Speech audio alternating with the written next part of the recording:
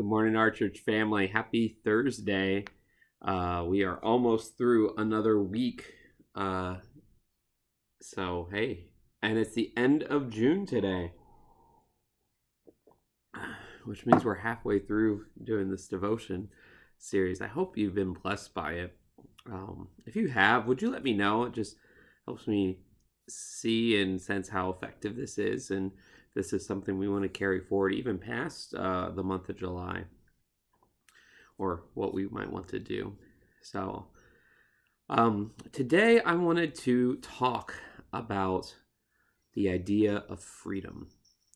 I actually had a great opportunity to teach the young adult class at Kettering Assembly this week, and we talked about the idea of freedom and kind of did this massive survey over New Testament verses that refer to liberty, to freedom, to being made free.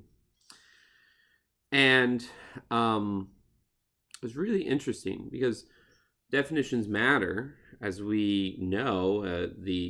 How we define a term or word really sets the bounds for discussion of that word. And America is a place where we have valued freedom for so long. But we have a very different idea of freedom than the biblical idea. In the U.S., our idea is something to the regard of, I am free to do what I want as long as it doesn't hurt anybody. But Jesus, Paul, Peter, and James all really approach the idea of freedom in a very different way. So let's take a look at Romans chapter 6. Verse 15 is where I'm going to start, but there's more before and after, so I'd encourage you to take a look at it in context today. Shall we sin because we're not under the law but under grace? May it never be.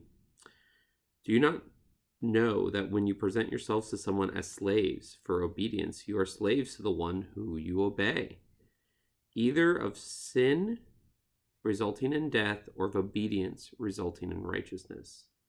But thanks be to God that though you were slaves of sin, you became obedient from the heart to that form of teaching to which you were committed. And having been free from sin, you became slaves of righteousness.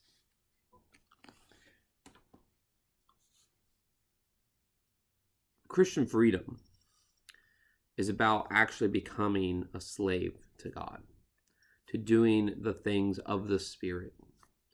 Not to do the things that we want to do, but free to lay ourselves down for other people.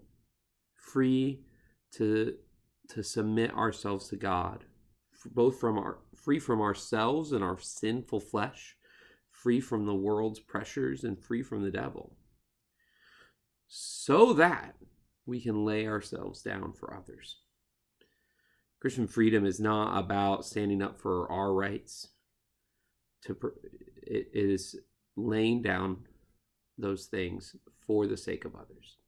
That's what Christian freedom is. So today I'd like us to pray that we would be set free.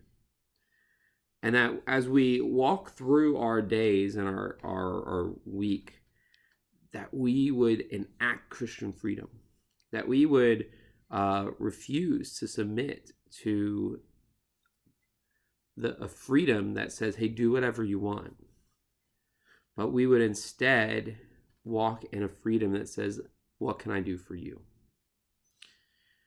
And I pray that would be the marker of our church, that we would be a people that would lay down our rights, our desires for the needs and the betterment of the community. And I believe that this is one aspect of uniting our neighborhood with the kingdom of heaven. God bless you guys. I'll talk with you tomorrow.